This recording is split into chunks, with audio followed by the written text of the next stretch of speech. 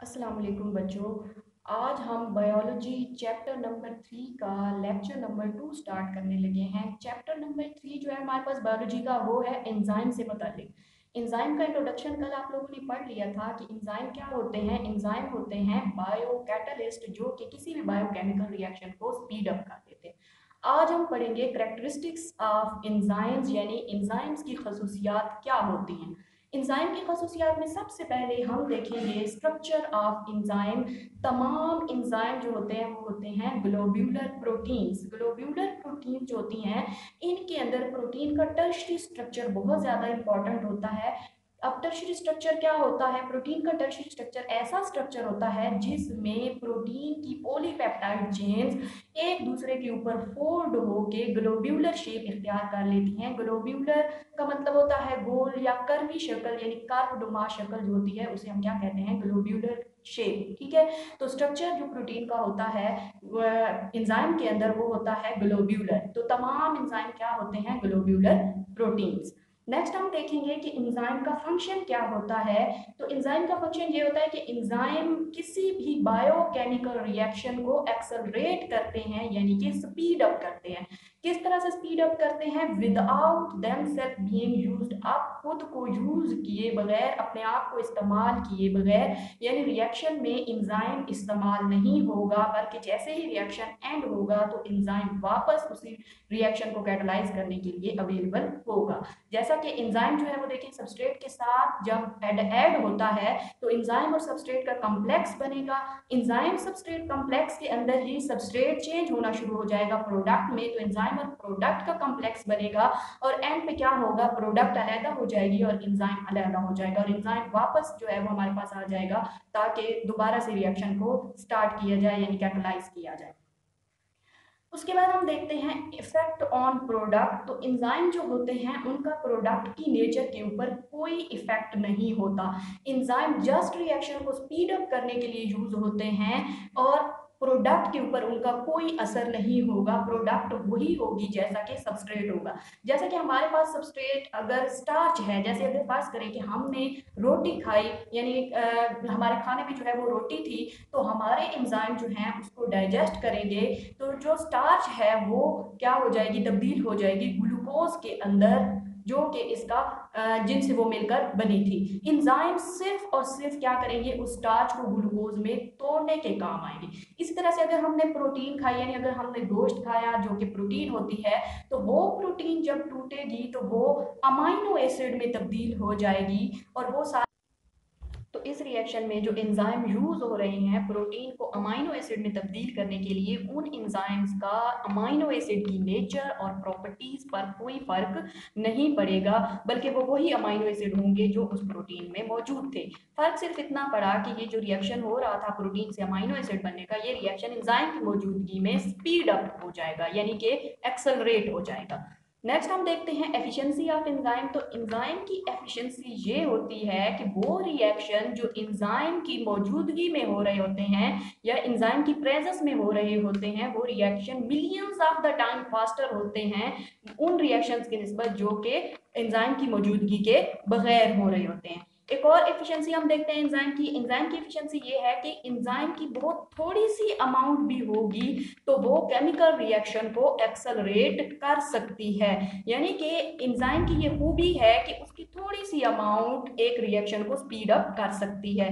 हमने ये बात पढ़ी है कि एंजाइम का जो रिएक्शन होता है वो millions of the time faster होता है, यानी वो रिएक्शन जिसको होने के लिए सालों लग सकते थे वो रिएक्शन सेकंड्स में हो जाता है। तो एंजाइम इतने ज्यादा एफिशिएंट होते हैं कि वो सेकंड में किसी भी रिएक्शन को कैटलाइज कर सकते हैं। तो एक एक्टिव साइट जो किसी थोड़े से टाइम के अंदर जो है वो प्रोडक्ट बना रही है, तो थोड़ी सी टाइम के बाद वो दोबारा से अवेलेबल होगी नए सबस्ट्रेट के लिए। तो इस तरह से क्या होता है कि रिएक्शन का रेट जो है वो थोड़ी सी अमाउंट से भी क्या हो सकता है? एक्सेलरेट हो सकता है। नेक्स्ट हम देखते हैं स्पेसिफिसिटी ऑफ एंजाइम। एंजाइम की नेचर ऐसी होती है कि ये अपने सबस्ट्रेट के लिहाज से या रिएक्शन की टाइप के लिहाज से बहुत ज्यादा स्पेसिफिक होते हैं।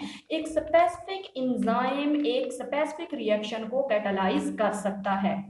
जैसा कि हम लोग देख सकते हैं कि लाइपेज एक एंजाइम होता है जो सिर्फ लिपिड्स के ऊपर एक्ट करता है और लिपिड्स को डाइजेस्ट करने के काम आता है और लिपिड को उसके कॉन्स्टिट्यूएंट पार्ट के अंदर तब्दील कर देता है, यानी फैटी एसिड और ग्लिसरॉल के अंदर। ये लाइपेज एंजाइम जो है ये सिर्फ लिपिड्स पे एक्ट करेगा, लिपिड्स के अलावा ये किसी भी दूसरे सबस्ट्रेट के ऊपर एक्ट नहीं करता। जैसा कि लाइपेज जो है वो स्टार्च को या प्रोटीन को कैटालाइज नहीं कर सकता या उनकी ब्रेक डाउन नहीं कर सकता। नेक्स्ट हम देखते हैं कि प्रोटीएज ये एक एंजाइम है जो सिर्फ प्रोटीन के पेप्टाइड बॉन्ड्स को तोड़ने के काम आता है। इसके अलावा ये किसी भी दूसरे सबस्ट्रेट के ऊपर एक्ट नहीं करता सिवाय प्रोटीन के। ये ना तो लिपिड्स को कैटालाइज करेगा और ना ही ये स्टार्च को तोड़ने के काम आएगा, ये सिर्फ और सिर्फ प्रोटीन के पेप्टाइड बॉन्ड्स को तोड़ने के ही काम आएगा। तो बच्चों नेक्स्ट कैरेक्टरिस्टिक जो हम एंजाइम की स्टडी करने लगे हैं वो है सेंसिटिविटी ऑफ एंजाइम। एंजाइम बहुत ज़्यादा सेंसिटिव मॉलिक्यूल्स होते हैं। कोई भी फैक्टर जो एंजाइम की केमिस्ट्री या एंजाइम की शेप में तब्दीली लाएगा तो वो एंजाइम की फंक्शनिंग को भी अल्टर कर सकता है। हम देखेंगे कि वो कौन से फैक्टर हैं जो एंजाइम की फंक्शनिंग को डिस्टर्ब कर सकते हैं या वो कौन से फंक्शन होते हैं एंजाइम जिनसे सेंसिटिव होते हैं। तो वो है पीएच, टेम्परेचर और कंसंट्रेशन ऑफ सबस्ट्रेट। तो पीएच को अगर हम देखें तो एंजाइम पीएच के बहुत ज़्यादा सेंसिटिव होते हैं। अगर थोड़ी सी भी पीएच चेंज हो गई तो एंजाइम की वर्किंग डिस्टर्ब हो सकती है, यानी कि वो मीडियम जो एंजाइम को रिक्वायर था उसकी खास पीएच होती है और अगर उस पीएच में थोड़ी सी भी तब्दीली हो गई तो एंजाइम की एक्टिव साइट पर मौजूद अमाइनो एसिड की आयोनाइजेशन जो है वो तब्दील हो सकती है और अगर अमाइनो एसिड्स की आयोनाइजेशन तब्दील हो जाएगी तो एंजाइम की एक्टिविटी भी लॉस हो जाती है। जैसा कि हम देखते हैं पेप्सिन, ये एक एंजाइम है जो कि हमारे स्टमक के अंदर वर्क करता है और इसका काम होता है प्रोटीन को तोड़ना, यानी कि हमारे मैदे के अंदर जो प्रोटीन होती है, जो हम खाना खाते हैं तो उसमें जो प्रोटीन होती है जब हमारे स्टमक में पहुंचती है तो पेप्सिन जो है उस प्रोटीन को डाइजेस्ट करता है और पेप्सिन को अपनी वर्किंग के लिए लो पीएच रिक्वायर होती है और जो कि अप्रोक्सीमेटली होती है 2।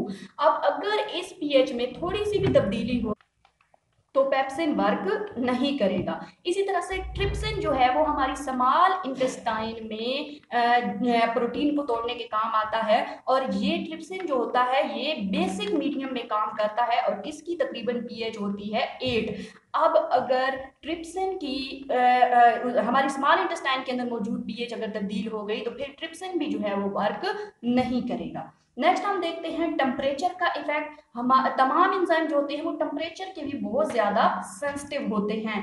अब जैसा कि हर जानदार जो होता है उसके एक खास टेम्परेचर, बॉडी का टेम्परेचर होता है जिस पे उसके एंजाइम वर्क करते हैं और उस टेम्परेचर को हम कहते हैं ऑप्टिमम टेम्परेचर। हमारी बॉडी का यानी ह्यूमन की बॉडी का जो ऑप्टिमम टेम्परेचर होता है वो होता है 37 डिग्री सेंटीग्रेड। अगर टेम्परेचर 37 डिग्री सेंटीग्रेड से ज़्यादा या कम होगा तो एंजाइम की वर्किंग जो है वो डिस्टर्ब हो जाती है।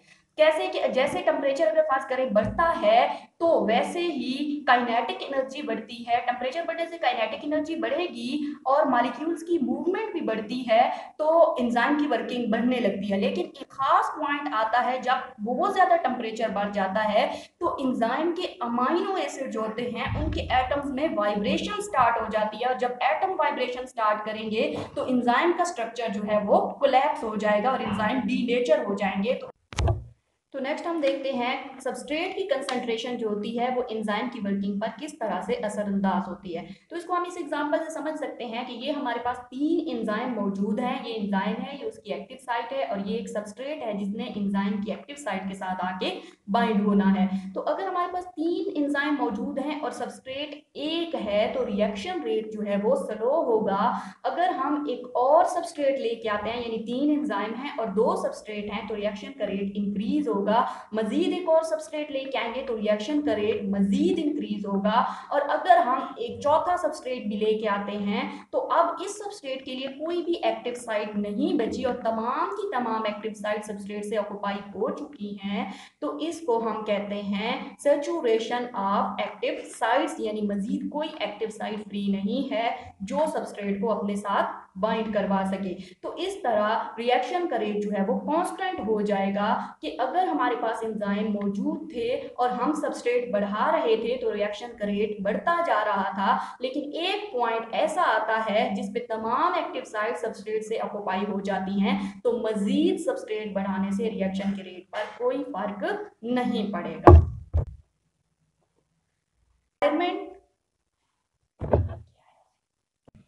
नेक्स्ट हम देखते हैं रिक्वायरमेंट, यानी एंजाइम को अपनी वर्किंग के लिए किन चीज़ों की रिक्वायरमेंट होती है। तो कल भी हमने एक चीज़ पढ़ी थी कि मोस्टली एंजाइम जो होते हैं वो सुलेले ऑफ प्रोटीन होते हैं, यानी कि जस्ट प्रोटीन होते हैं और उनको अपनी वर्किंग के लिए किसी भी चीज़ की ज़रूरत नहीं होती। लेकिन कुछ एंजाइम ऐसे होते हैं जिनको अपनी वर्किंग के लिए एक नॉन प्रोटीन पार्ट की ज़रूरत होती है। वो नॉन प्रोटीन पार्ट जो है वो क्या कहलाता है, कोफैक्टर कहलाता है।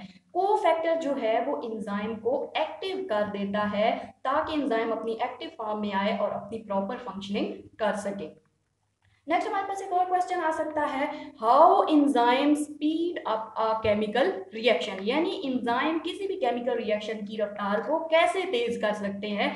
तो उसका आंसर है bye lowering the activation energy. तो अब एक्टिवेशन एनर्जी क्या होती है, एक्टिवेशन एनर्जी वो मिनिमम एनर्जी होती है जो किसी भी रिएक्शन को स्टार्ट करने के लिए चाहिए होती है, और ये एनर्जी की अच्छी खासी मिकदार होती है जो कि बैरियर के तौर पर एक्ट करती है कि हम एक रिएक्शन को कैटालाइज करवा सकें।